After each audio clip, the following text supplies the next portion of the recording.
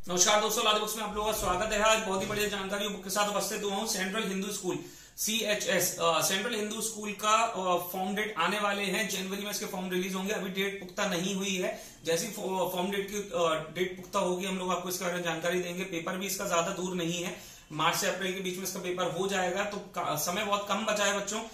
जल्दी जल्दी इसकी तैयारी शुरू करनी पड़ेगी। अगर आपको एडमिशन चाहिए तो आज से हम तैयारी शुरू करेंगे अरिहंत की CHS सेंट्रल हिंदू स्कूल की बुक के साथ में।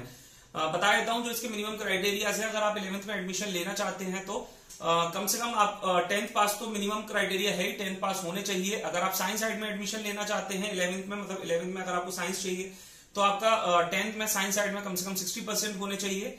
अगर आप कॉमर्स में एडमिशन लेना चाहते हैं तो कम से कम 55% होना चाहिए 10th में कॉमर्स में। और अगर आर्ट्स में एडमिशन लेना चाहते हैं तो केवल आप पास होने चाहिए 10th के अंदर। ठीक है। साइंस साइड में बायो और क्या नाम है मैथमेटिक्स दोनों में ही सेम क्राइटेरिया रहेगा 60% का। अच्छा, बात हम करते हैं कि सेंट्रल हिंदू स्कूल में एडमिशन लेने का फायदा क्या है और क्यों हमें एडमिशन लेना चाहिए। जैसे कि हम जानते हैं कि BHU बनारस हिंदू यूनिवर्सिटी एक बहुत बड़ी नामी ग्रामी यूनिवर्सिटी है। ऑल ओवर हमारे इंडिया में बच्चे तरसते हैं 12th के बाद इसमें एडमिशन लेने के लिए, अपनी ग्रेजुएशन पूरी करने के लिए। तो सेंट्रल हिंदू स्कूल जो पार्ट है वो BHU का ही पार्ट है, एक सेकंड पार्ट है, स्कूल एडमिनिस्ट्रेशन पार्ट है BHU का ही। तो इन जो बच्चे CHS सेंट्रल हिंदू स्कूल से पास आउट होते हैं या पढ़ के निकलते हैं, उनको सबसे बड़ा फायदा जो मिलता है वो ये मिलता है कि direct without any entrance exam आपको BHU के अंदर एडमिशन मिल जाता है जो पास आउट बच्चे होते हैं उनको। ठीक है, तो इसीलिए मैं बोलता हूं कि आज से ही, क्योंकि आगे आने वाले जब आप 12th के बाद BHU का एग्जाम देंगे, एंट्रेंस एग्जाम देंगे, तो वो उसको कंप्लीट करना ज्यादा एज कम्पेयर टू टफ होता है। जहां हम अगर सेंट्रल हिंदू स्कूल की बात करें, सेंट्रल हिंदू स्कूल का क्योंकि जो एग्जाम क्राइटेरिया होता है वो केवल आपका, जैसे 11th क्लास में आप एडमिशन लेंगे तो केवल 10 तक का बेसिक आएगा। परसेंटेज क्राइटेरिया भी कोई बहुत ज्यादा नहीं है, 60% है। बच्चे हमारे 80 to 70% बच्चे निकाल लेते हैं। यूपी बोर्ड, CBSE बोर्ड, किसी का भी कोई बैरियर नहीं है कि आप यूपी बोर्ड से, CBSE बोर्ड से, किसी भी पर्टिकुलर बोर्ड से आप होने चाहिए। किसी भी आपका होम बोर्ड कोई भी हो सकता है।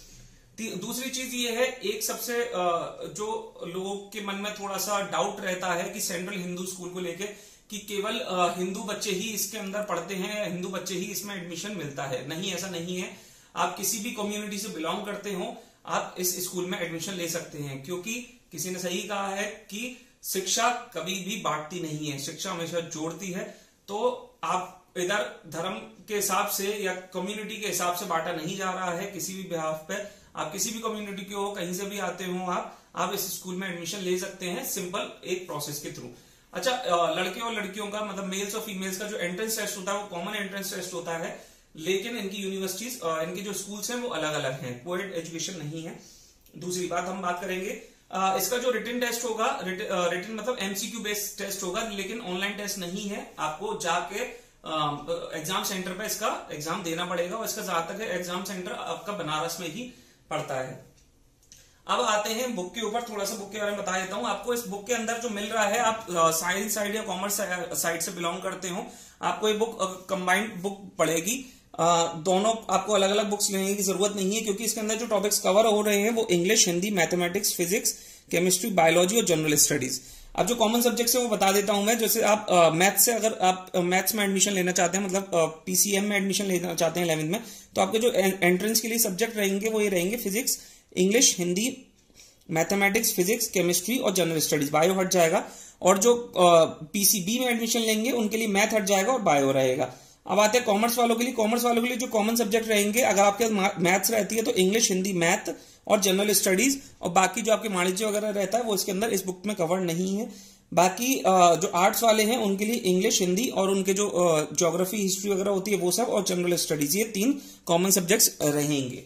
ठीक है, इंग्लिश और हिंदी दोनों में ही ये बुक अवेलेबल है हमारे पास। इस बुक के अंदर आपको एक बार इंडेक्स भी दिखा देता हूं। मॉडल पेपर और सॉल्व पेपर दोनों ही दिए जा रहे हैं। 2023 के सॉल्व पेपर हैं इसमें। आर्ट्स और कॉमर्स वालों को सॉल्व पेपर भी दे रखा है, और मैथ्स और बायोलॉजी वालों को, मतलब साइंस साइड वालों को भी।